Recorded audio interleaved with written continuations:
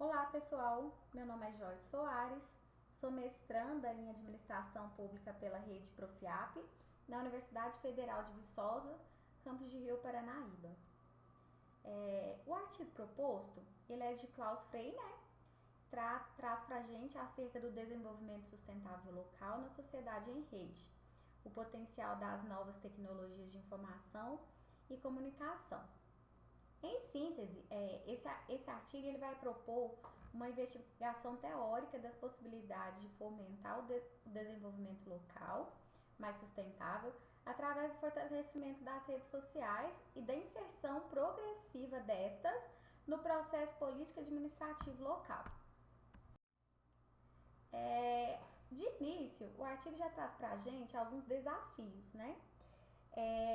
Em função dos programas de ajuste estrutural implementados em boa parte dos países, o setor público ele sofre grandes transformações, sobretudo em relação ao aumento da dependência das decisões de agentes econômicos privados, o que vai desencadear uma crescente perda de governabilidade. Como possibilidade, né, para a superação desse desafio, o artigo traz para a gente a possibilidade da utilização da internet como meio para o fortalecimento das comunidades locais e das práticas democráticas. O capital social, fundamentos e críticas. A concepção do capital social ela vai receber grande destaque a partir do debate sobre desenvolvimento local, né? Desencadeado pela publicação do livro de Robert. O que Robert Putnam ele traz para nós sobre o capital social? Para ele, o capital social vai ser sinônimo da existência de confiança social, vai ser uma norma de reciprocidade, rede de engajamento cívico e, finalmente, de uma democracia saudável e vital. Ele vai dizer que o capital social refere a elementos de organização social como redes, normas e confiança que facilitam a coordenação e cooperação em benefício recíproco. Para ele, né, o capital social ele pode ser medido por meio do levantamento quantitativo, do envolvimento e da participação em associações. A partir desses conceitos de Putnam, né, nós vamos verificar algumas limitações da abordagem. Por quê? Conforme estabelecido pelo artigo, a abordagem de Putnam ela ignora as diferenças qualitativas entre associações e não considera adequadamente o contexto de países em desenvolvimento, onde o associativismo formal é menos tradicional e as desigualdades sociais são mais profundas. Então, assim, existem objeções contra essa concepção de Putnam e essas objeções elas são variadas. Por exemplo, a perspectiva brasileira.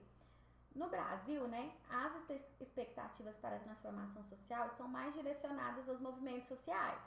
Aqui nós poderemos trazer como exemplo o MST, ou as organizações não governamentais, como por exemplo a Pastoral da Criança. E as expectativas dessa transformação social, elas estão mais direcionadas a estes movimentos sociais do que as organizações cívicas tradicionais, que tendem a reforçar desigualdades existentes e estruturas paternalistas, conforme já disse. Surge então a questão do desenho institucional.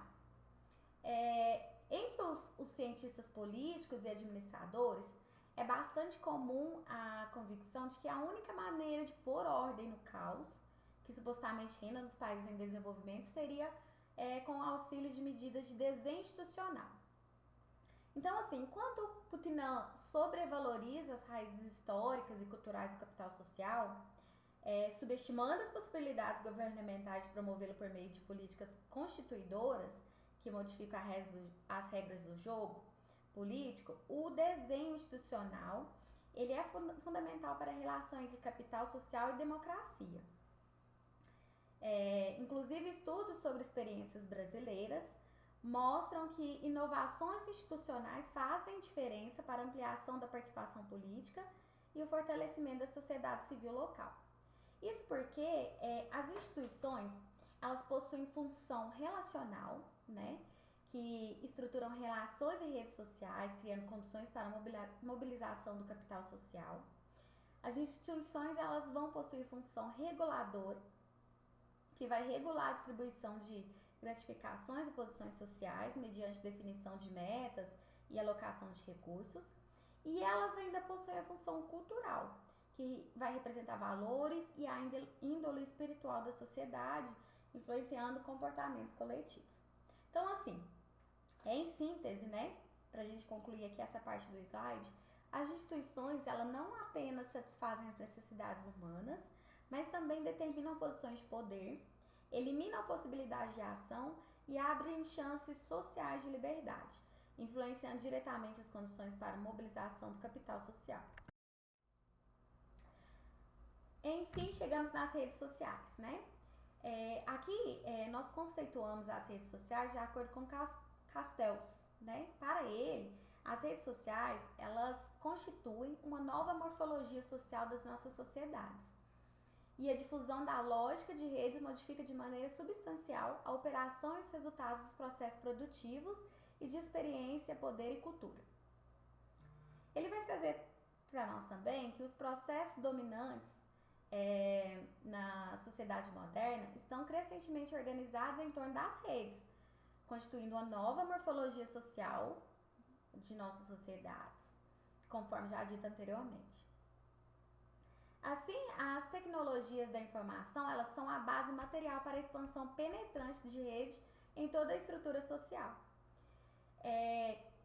As características das redes, elas são coordenadas por discurso e confiança mútua, baseada em relações de interdependência entre membros, com acesso restrito e horizonte de médio prazo. Quais que são as vantagens destas redes? Elas vão proporcionar trocas sem exposição às incertezas do mercado, facilitando comportamento coordenado sem rigidez burocrática, preservando a autonomia e aumentando a capacidade de aprendizado. Beleza, nós trouxemos aqui as características, né, e as vantagens. Mas afinal, quais são os riscos das redes? Elas, infelizmente, podem reforçar desigualdades, criar exclusão e aumentar a concentração de poder, especialmente quando não há procedimentos democráticos e deliberação pública. As redes sociais no Brasil, né, os processos sociais parecem mais alinhados com o modelo de rede do que com o mercado ou modelo organizacional de coordenação social. Nós podemos identificar diferentes tipos de rede com impactos distintos na sociedade. Temos as redes tradicionais de elite, as redes de sobrevivência, as redes do crime organizado e as redes comunitárias democráticas. As redes tradicionais de elite, elas são baseadas em laços familiares ou de amizade. Elas frequentemente anulam as leis do livre mercado e as regras burocráticas, servindo aos interesses de uma pequena e poderosa elite em detrimento dos excluídos. As redes de sobrevivência, elas advêm da necessidade material em comunidades pobres. Essas redes, elas são resultados das estratégias de sobrevivência pessoal e dependem muitas vezes das relações clientelistas com as elites dominantes. As redes do crime organizado, elas vão surgir como novos focos de concentração de poder, frequentemente relacionados ao tráfico de drogas, né, representando uma ameaça à elite tradicional e estabelecendo alianças com redes públicas. Por fim, as redes comunitárias democráticas emergem de experiências democráticas inovadoras, como o orçamento participativo, demonstrando potencial para solidariedade e aprendizagem institucional quando há processos públicos de participação. Agora nós vamos tratar sobre os TICs e potencial democrático. Os TICs são as novas tecnologias da informação e comunicação, né? Transformações espaço-temporais. As redes eletrônicas, elas transformam as dimensões de tempo e espaço. A informação é transmitida em tempo real e os contatos são estabelecidos imediatamente, independentemente da distância espacial. Estrutura não hierárquica. A não hierarquia cibernética, que em princípio favorece a interatividade e a comunicação direta potencial democrático específico da internet, baseia-se em sua estrutura. A comunicação interativa. A comunicação de mão dupla possível na internet, ela contrapõe-se à comunicação unidirecional dos meios de massa, criando possibilidade para uma esfera pública interativa. Comunidades virtuais e reais. As comunidades tradicionais são caracterizadas por laços sociais densos, integração social, eventos rituais, grupos pequenos, percepções de similaridade e crenças comuns. No entanto, alguns estudos empíricos, eles mostram que frequentemente as comunidades não parecem muito com comunidades, sendo permeadas por interesses, poder e divisões. Aí aqui nós trouxemos um gráfico, representando as comunidades virtuais, a ação governamental, as comunidades locais e as redes cívicas. As comunidades virtuais, elas são baseadas em interesses comuns. Podem criar conexões entre pessoas distantes, mas correm o risco de reforçar a fragmentação social. A ação governamental, ela é fundamental para criar as condições de acesso e participação, especialmente em comunidades mais pobres. As comunidades locais, elas continuam desempenhando um papel importante na luta pela sobrevivência, especialmente em países com sistemas de segurança social precários. Por sua vez, as redes cívicas, elas vão combinar elementos virtuais presenciais, podendo fortalecer laços sociais locais e ampliar a participação política. Aqui nós trouxemos, com base no dito pelo autor, os desafios para o desenvolvimento comunitário, Seria a exclusão digital, a renovação democrática, fragmentação social e Estado facilitador. Essa parte eu já trouxe para vocês no slide anterior. Por fim, o artigo ele estabelece algumas conclusões com perspectivas para o futuro. A sociedade civil global está se organizando para influenciar o futuro da sociedade da informação. O movimento das redes cívicas adquiriu dimensão global, visando renovar a vida social e democrática a partir do âmbito local. Apesar da tendência dominante de um ciberespaço privatizado e comercializado, há motivos para crer que ele possa operar como um bem comum, um espaço de acesso público onde cidadãos criam e compartilham recursos livres. Aqui eu trouxe para vocês uma imagem reflexiva sobre o texto, em síntese, a imagem ela vai representar uma pequena comunidade local. Tá vendo? As casinhas, as árvores. Essas casinhas, elas estão conectadas por fios, Esses fios, eles apresentam aqui também um sinal digital, que seriam esses símbolos de Wi-Fi, as nuvens, as redes, formando uma teia que liga a outros pontos semelhantes, como se fossem ilhas sustentáveis, conectadas por tecnologia. Frase de impacto.